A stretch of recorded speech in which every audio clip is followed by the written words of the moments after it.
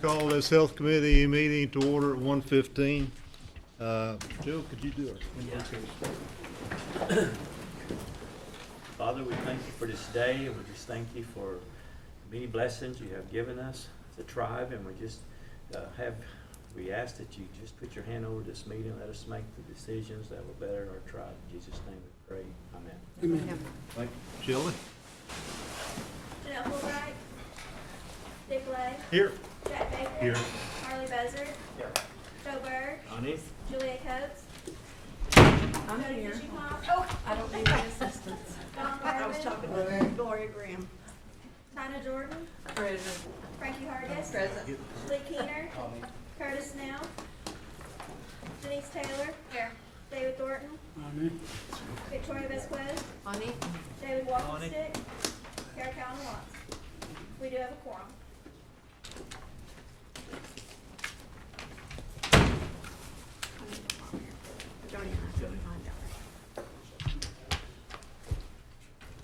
So we need the approval of the minutes. So moved. Second. All in favor of the minutes being approved, let it be known by saying aye.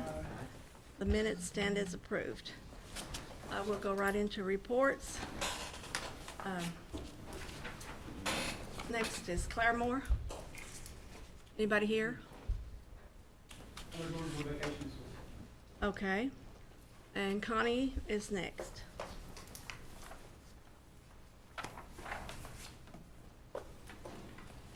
Good afternoon.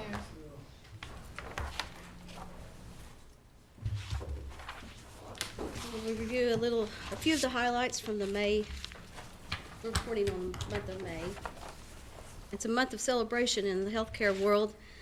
We celebrate Nurses Week, National EMS Week, and National Hospital Week. And so we had events to honor and recognize nursing throughout the health system. And also we had a luncheon with the EMS group down here and did some activities at the hospital to recognize that. Visits, as you can see, are continuing to increase and gradually. We had 29,523 at Hastings, 9,167 at Wilma Mankiller, 9,147 at Redbird Smith, 6,337 at Salina, 7,511 at Jay, 4,524 at Will Rogers, 12,767 at Three Rivers, 796 at Bartlesville, which will be reported as Oshaleta from here on out, and 7,286 at Veneta. Gadugi saw 413. And you'll see also that diabetes is always over 50% of the patient visits that we take care of. Few highlights from the respective clinics. We opened the last of April, as you all know, at Cooey Scooey, and we had added just over 30 positions there, and I believe at this point almost all of those are filled and they're up and running. They're opening about 20 new charts a day, so I think that's going to show tremendous growth in that area and serve a lot of patients there. At the Gadugi Health Center here in Tahlequah, the Oklahoma Breast Center did a screening on 33 women, and they exceeded their goal of 30. And that's always a good thing, to be proactive. In Veneta, I'm always surprised, but not surprised, 230 new charts there. It's always at least 200 every month. That's a lot of patients that we're seeing when you think about that month after month. At Will Rogers, we are having some provider turnover, but you will see in the next few months between Oshaleta, Nowata, and Veneta, there's a lot of people moving from one clinic to another. We have vacancies being filled, so there'll be some adjustments, but there will be no vacancies left at Nowata or Oshaleta at the end of the day. I think currently we have one operator vacancy at Nowata and one clerk vacancy. We're still working on the construction at Wilma P. Mankiller. We're probably at least 3 weeks out on an opening there. And hoping to go over there tomorrow and look at some construction issues that we're having. We're working on some landscape issues at Jay and Oshaleta. I know I got some pictures of some trees that concern me, so we're gonna replace some of those. I noticed in the minutes from last month, I didn't do the report, but there was a question about the radon at the Hastings property. And on May 19th, I don't know if this was reported then, but I just wanted to make sure to note that we were notified that the radon mitigation had been completed, and all the results have been shared with the leadership at the hospital, so we're good there.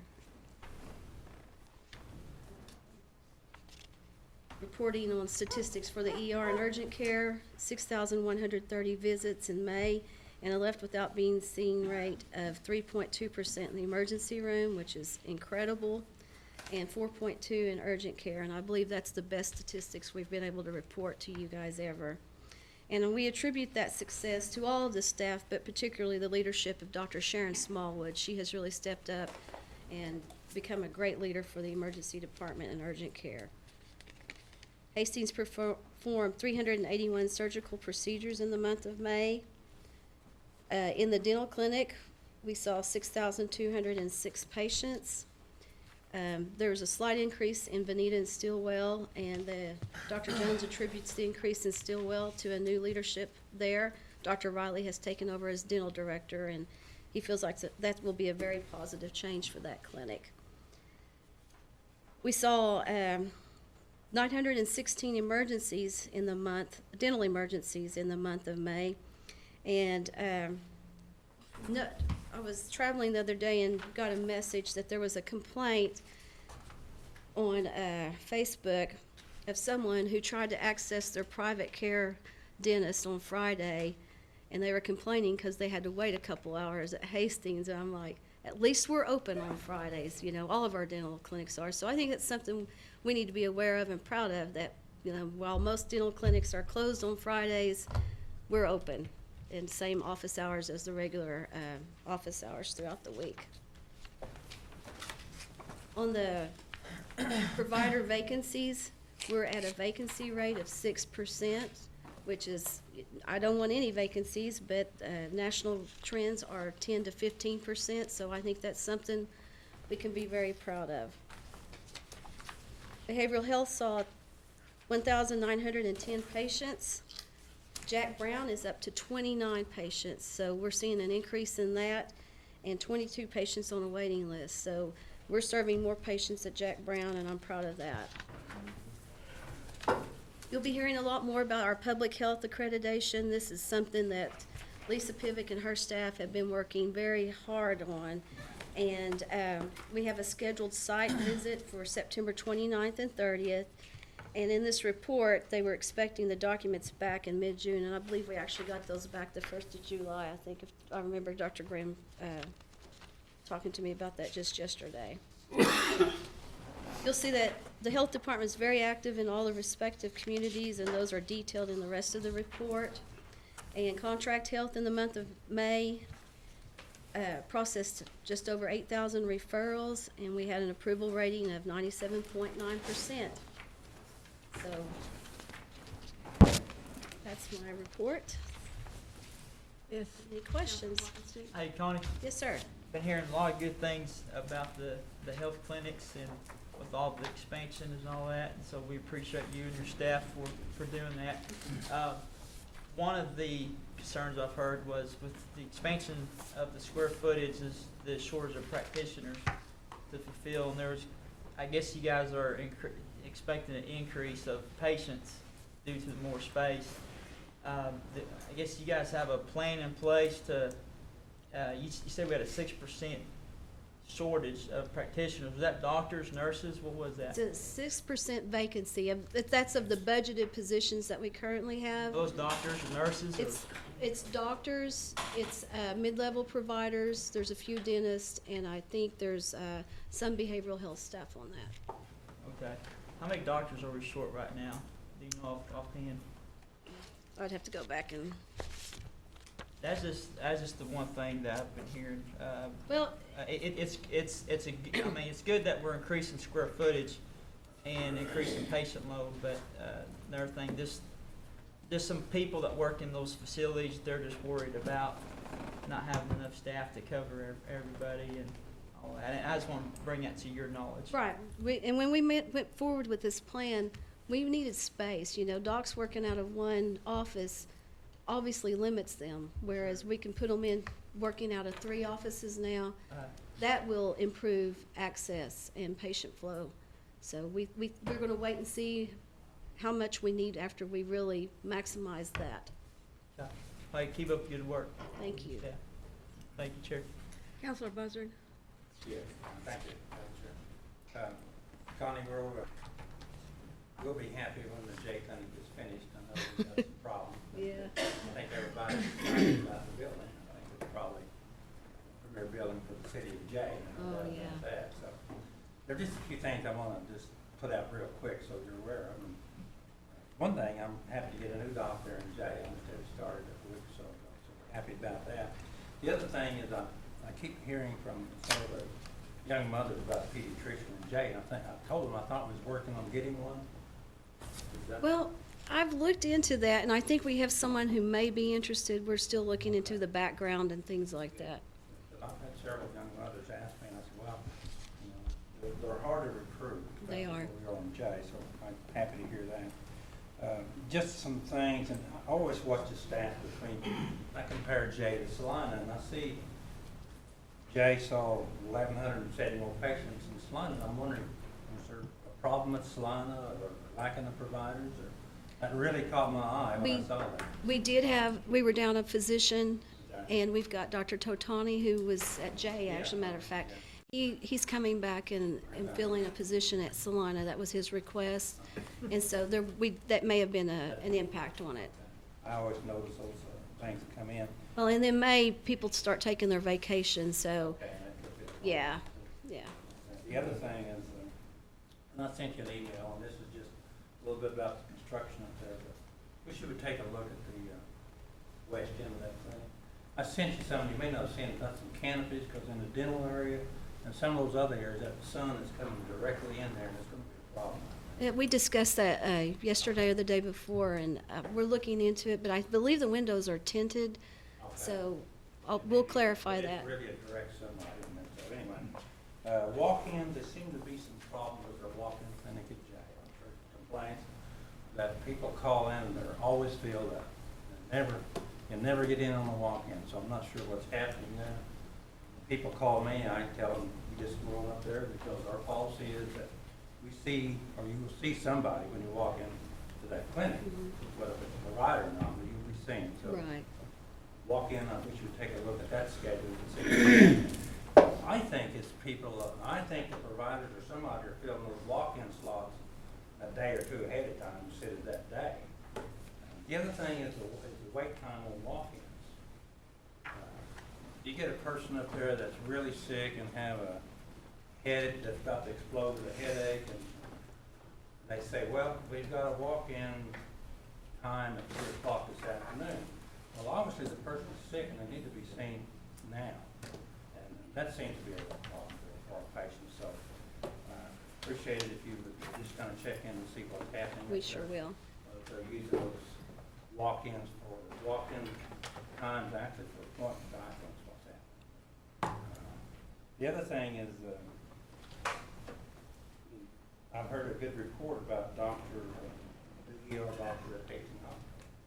Outpatient she was, and how she greeted patients and stuff like that. Those are always good to hear. Good. I know in the emergency room, there's always just a lot of stuff going on, but if you can hold your calm like that and treat patients like I've had some reports, it's amazing. I just wish that we could hear that from all over. And I hate to say, and I do hear good stuff from our clinics too, but I think the number one thing that I'm hearing, Connie, is how they greet people, the friendliness, and how they don't seem to go out of the way to help. And, I think that's the main thing. If they would just, and I know people go there and they don't have this or don't have that, but if we could just train our staff to be more helpful, I think that would help a lot. and I think you probably flooded with compliments about that. So if you check in on that stuff and maybe enforce or reinforce some of the things as far as public relations, I think it would help. I couldn't Other agree than with that, you I'm more. happy with it. Well, thank you. Thank you, Madam Chair. Yes. Councilor Garvin? Thank you, Madam Chair. County Three Rivers has have a lot of patients and they're gaining more every day, a lot of traffic.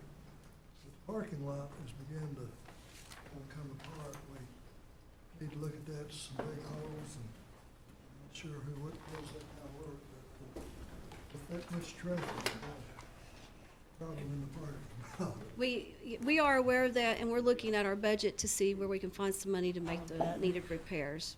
We made some initial repairs in the parking closest to the clinic, and I know there's still some places Grass in out front. that aren't as close that need work, but we'll make sure to take another look. We've had quite a few calls, so they're concerned. Okay. about people walking in, so, Okay, on those holes. will do it. Thank you, You appreciate it. bet. Thank you, Madam Chair. Thank you. I've got a comment. I know we're working on getting those 2 physicians at Redbird, but not having them is creating a terrible problem. I stopped up there one Monday morning 2 or 3 weeks ago, and Dr. Steelberg said, I'm the only provider here today, and you are going to be hearing about it. Well, naturally, I did, all day long. And then he said, but tomorrow, Dr. Gann will be here.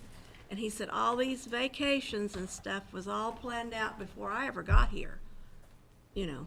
So it was big problem, but I know he told me he was interviewing somebody and they're working really hard, but we sure need our 2 physicians down there. Sooner the better. Yes, ma'am. Yes. One thing I wish we could work on in Hastings, and I'm gonna ask you if we can work on it, is moving some of our diabetic clinic to where working people won't have to take off work to come and get their, go through their little Oh. class and get their supplies. We do have a lot of people that are still trying to work that have a sugar problem. And we're asking them basically to lose the opportunity to be paid hourly by having to come to our clinics before 3, I think it's 3 or 3:30 Yes, during the day. yes. It would appear to me that we need to get some of our providers to schedule those classes, maybe even in the evening, to let the working people, I mean, we want to keep them healthy so they can work. And then we're taking the opportunity to work away from them because we'll only schedule their appointments during working hours. As a working diabetic and needing access to those supplies, I am very sensitive to that. I thought you would be sensitive So- to that. I will visit with Tara and see what we can do about extending those hours. And again, I don't know that it is widespread, but I've had several people just in Yes. the last month ask me about that because they were school teachers and they're getting ready to go back to school and they're being told, well, you gotta be here at such and such time, and if you don't do this class, you're not gonna get, I don't know what it is, Connie. There are test meals, strips, and the strips. classes are required as part of the grant that funds the supplying those test strips, which if you have to pay for out of pocket are around $100 a bottle. And they so- can't afford, they can't No, afford I know, that. that's a lot of money. And they're being told at their schools, well, if you take off even an hour, that's a whole day. Whole day. You lose the whole day. Okay, They can't afford, they need to work, but they also need good health. yes. And they need the supplies because they're not working for enough to buy the supplies themselves. So it seems like maybe we could get at least one of Even a our couple providers. hours afterwards would be helpful, I it would think, seem. I think the last one told me that usually it's Tuesday and Thursday, but if there was some way that they could just make them a little bit later for them. All right. Wouldn't even have to Brian, will really you help be me evening. remember to work on that with Tara? I Yeah. bet you could almost have a class of folks that are working that would jump at it. Getting into this very same thing, I know this is not the right clothing vouchers. We're doing that in such a way that a lot of our people are having to miss work because they have to personally, the parent has to be there to get the clothing vouchers. It seems like we're gonna have to figure out a way to accommodate them, because we don't want them to lose a day of work to get a clothing voucher that doesn't equal what they lost during the day. Saw a lot of grandparents there. Well, and you know, that's getting off on a whole different subject, but the grandparents, a lot of them couldn't get the vouchers because they didn't have a guardianship. But if we could do just a little more, I think we're to the point now where we could schedule so that we could assist them. It shouldn't be at our convenience. We really need to try to make it at their convenience. We are a service. Thank you. I appreciate it if you could look into that. We sure will. Okay. We have any other comments? Oh, Counselor Thornton? Connie, even increase the square footage on these clinics and build a couple new ones. We were short doctors, and we're even more short now. You know, I get some gripes about that quite a bit. But the thing about it is, we probably need to look back into the salaries again. I know we increased salaries, You did? but I don't think they're anywhere near what they should be. So, We can certainly do that. so I think we need to do that and maybe find some funding somewhere where we can increase the doctors. I think it's gonna help us a lot. We will do that. Thank you. Thank you. Well, I agree totally with Counselor Thornton there, because a couple of years ago, I think it was, when we increased the salary, we saw a big jump in employment and got the vacancies down, but it's creeping back up on us. So I'm for whatever it takes to fill these slots, because our people suffer. Counselor Walkenstein? Hey Connie, can you brief us a little bit on the joint venture grant? I can. We completed all the documents finally. I sat in a few meetings, Dr. Grimm, George Long, and a consultant, Brian Hill, have spent an ungodly amount of hours getting this information all gathered up and working with the area office. And the final documents were sent in this week, and hopefully Ms. Rogers is sending it to Rockville. Yeah, today, and we hope to hear a final decision from Rockville on our request before the end of the month. Okay. Do we have an amount of money that we're expecting? I wouldn't even want to throw anything out there until we Okay. know something from Rockville. I got you. All right, thanks, It Connie. should be very good, though. Appreciate all the hard work as well. You guys spending the endless hours on this and making all the trips and learning the process inside and out. And Dr. Graham, I know your expertise and your resources up there, and I'm appreciative that you're on our team and you're up there advocating and lobbying for our Cherokees. So we thank you and your staff, Mr. Hill, and everybody. Thank you, Chair. Anyone else? All right, thank you, Connie, for that great report. Looks like we have no old business and no new business. And the next meeting is scheduled for August the 10th, tentatively at 1 p.m. What'd you forget? I totally forgot. Oh, come right back up. I wanted, August 9th, we're planning to go live with our new electronic health record that you guys graciously allowed us to purchase. And I wanted Donnie, who has overseen that intense project, to maybe brief you, prepare you on the changes to expect. So when your constituents are asking you questions or calling you, because things are gonna slow down, even in the best of days, let you know how and why, and we'll do the best to communicate as much of that information to you. But if you don't mind, Donnie will give you a few highlights of what to expect.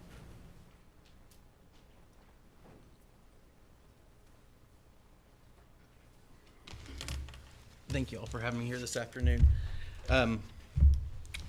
Our new electronic health record, as Connie said, goes live next weekend. It will start at midnight, Saturday night, going into Sunday morning. This has been a year-long process, and I'm very happy to be able to work with some of the staff members that we have. This was more than just a technology project. We had over 250 staff members involved, doctors, nurses, pharmacists, Again, it was not just a bunch of IT people putting this together. We had great leadership and great direction. Over a year of planning has gone into this.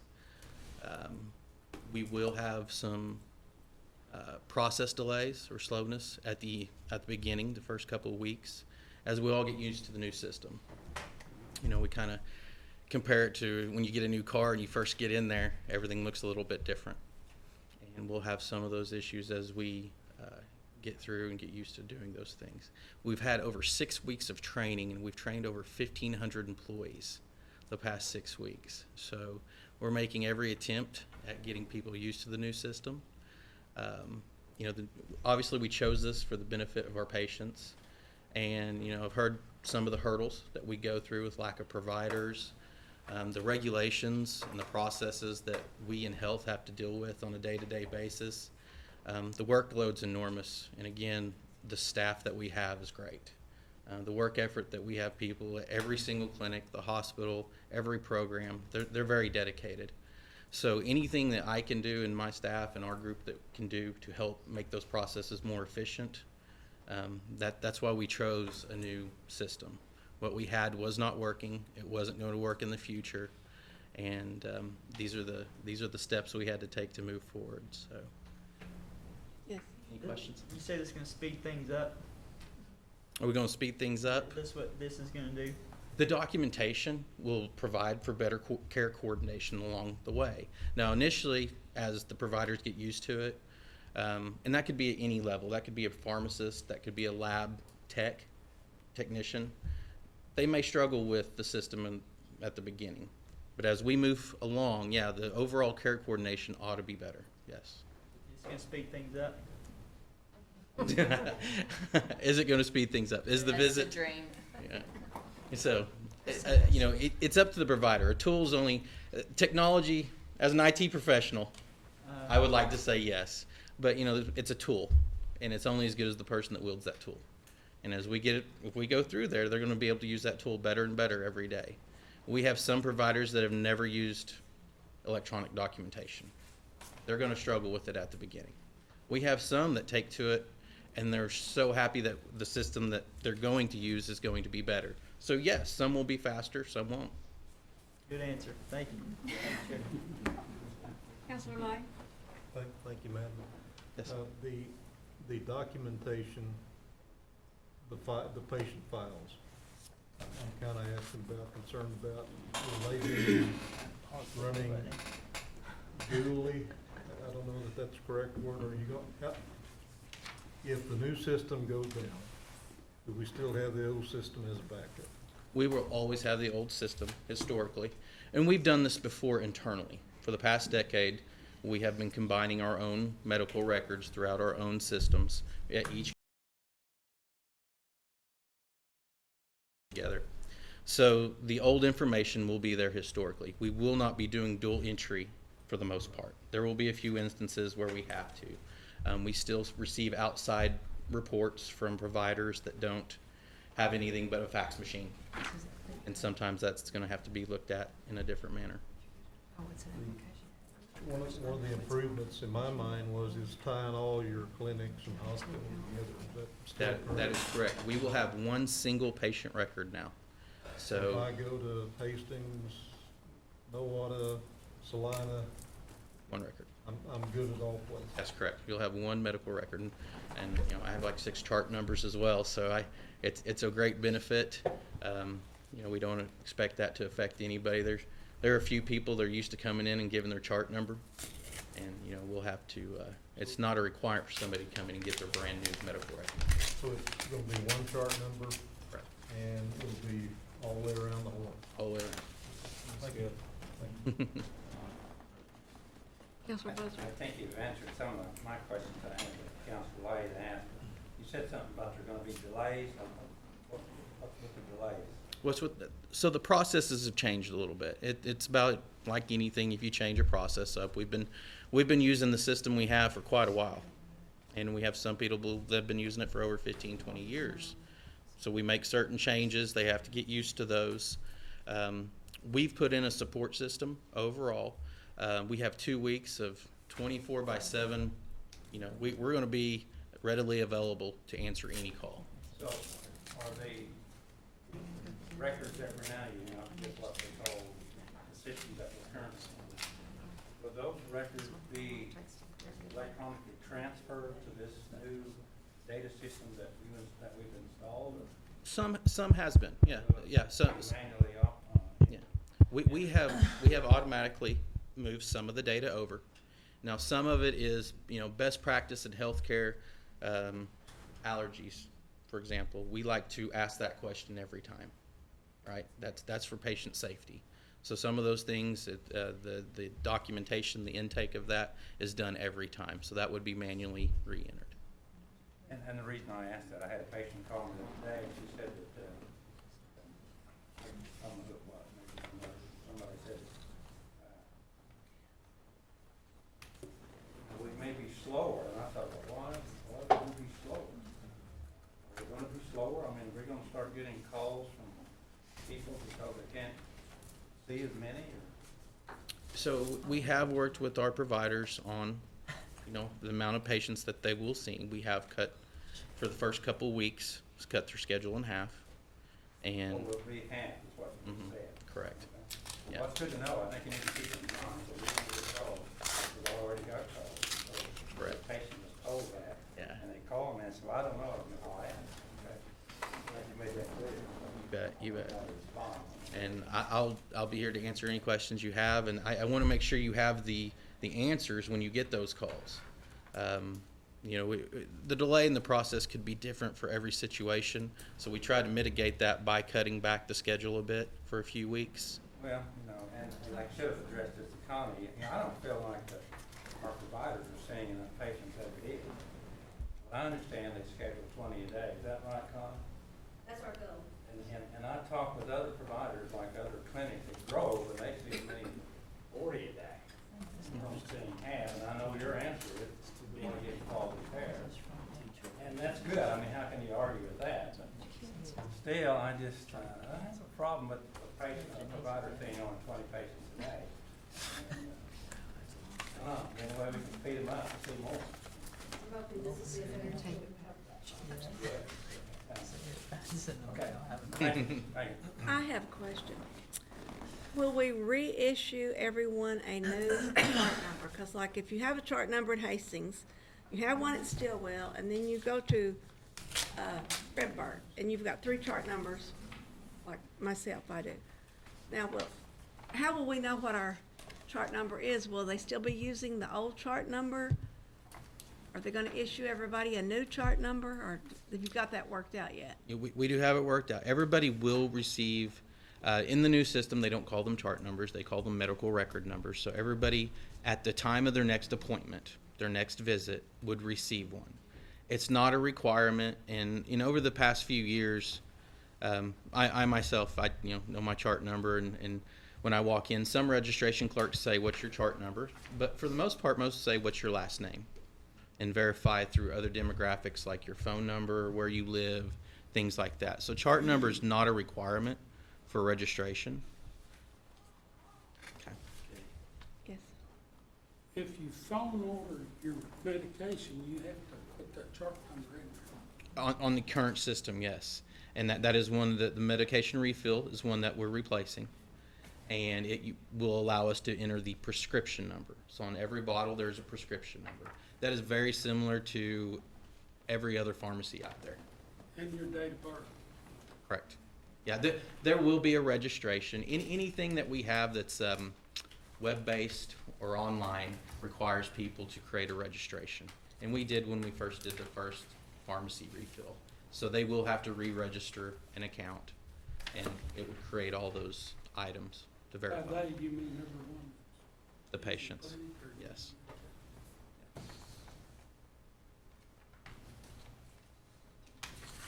Counselor Garvin? For contact person, you have a little card that they might have. I can provide one, yes. Yes. I could be wrong, and this may be a question that Connie or Chuck may have to answer, or even Brian, but I think we're already doing this at Hastings Hospital for the most part. I mean, I know for months or maybe even a year or even better than that, the doctor has been entering everything into the computer as we're visiting. Then you go to the pharmacy, they're doing the pharmacist is doing the same thing before you go to the pharmacy that you pick up your medicine.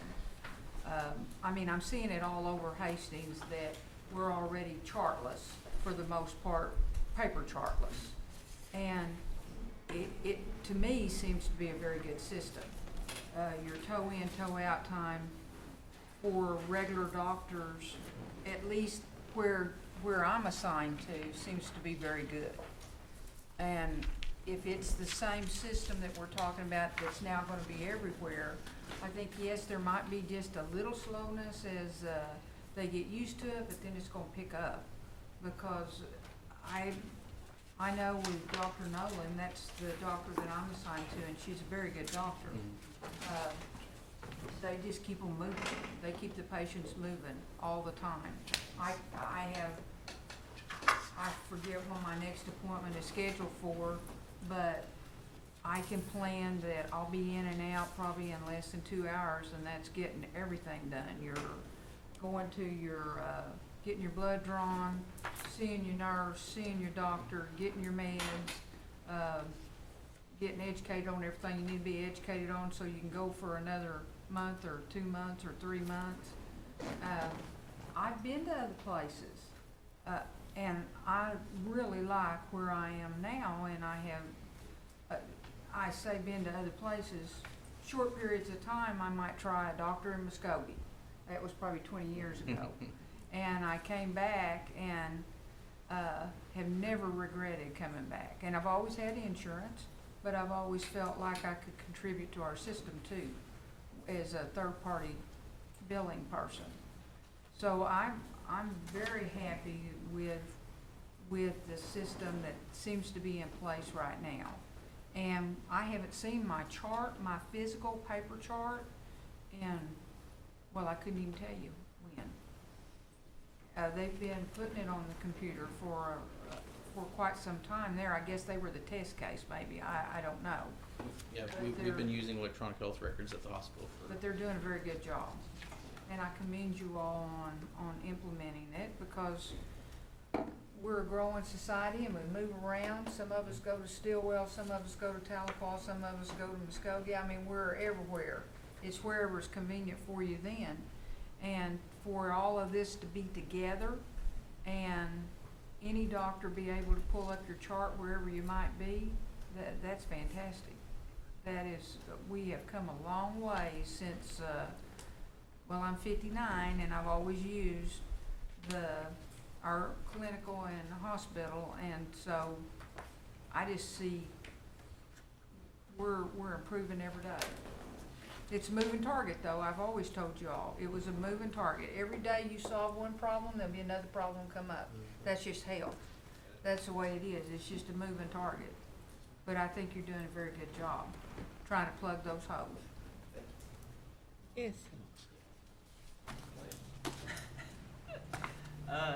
Will IHS have access to this document? Like if you went to Claremore or went to somewhere else in their IHS facility, will they have, or just Cherokee Nation clinics? At this point, it's just Cherokee Nation clinics. Okay. Now, this allows us to share data. So when we talk about care coordination, this allows us to share data better than we're doing now. We do a lot of faxing, behind the scenes, behind those doors. You see a lot of nurses, a lot of there is a lot of work going on, a lot of paper shuffling. Okay. This will allow us to coordinate, in a more efficient fashion. So some of it will be getting that information to those other those non-Cherokee Nation locations initially, Okay. and then being able to share the electronic record with them. Is this something that's going broad across the country? It is. Yeah, by far. A lot of federal regulations since 2008, 2009 have come out. The High Tech Act, ARA, some of these are acronyms that are thrown out by the federal government, and a lot of these regulations are put upon health. And I think that moving target that was mentioned, it does change month to month, yearly, And these regulations will come out and we have to meet them, and sometimes we don't have the tools to do so. So that was one of the big drivers of this new system. Great, appreciate you. Thank you. David, actually, we started looking at this back in the nineties, and our patients were what we call healthcare shopping, just now coming to fruition. So, you know, it's a good thing. You guys have done a good job with this, and hope it works out. Anything else? Well, thank you. Good report. We'll entertain a motion to adjourn. So moved. All in favor, let me know by saying aye. Aye. We are adjourned. And David, if you want, you can share your